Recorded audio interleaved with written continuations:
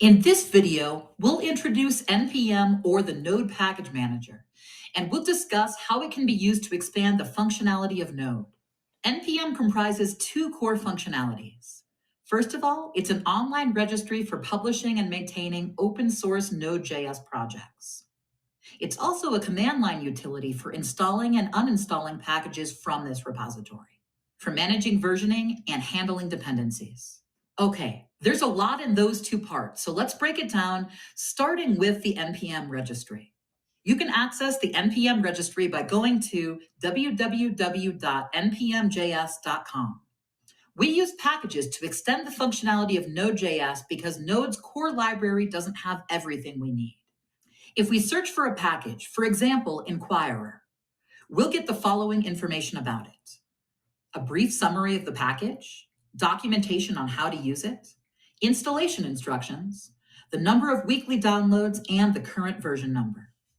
Looking at the Inquirer packages, you'll notice that it's very popular, with about 19 million weekly downloads. You can assume that the higher the weekly downloads, the more reliable the package is.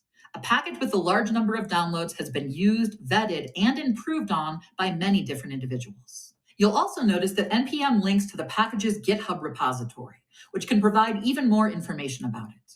It's really important to pay attention to the number of downloads a package has. If we pull up the package Inquirer command prompt, which is similar to Inquirer, you'll notice that it only has a couple of hundred weekly downloads. Which package would you trust more, Inquirer or Inquirer command prompt? The second part of NPM is its command line utility, which we can use to interact with the NPM repository.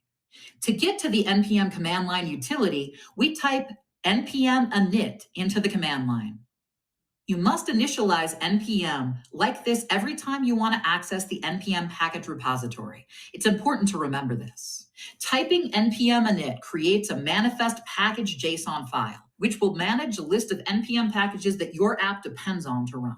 Using the npm command line utility, we can install and uninstall packages, change which version of a package we're using, and perform various other tasks. To install a package, navigate to the root of your web application and use the command npm install, followed by the package name as shown here. And that's pretty much all there is to it. Remember, you can head over to npmjs.com to learn more at any time.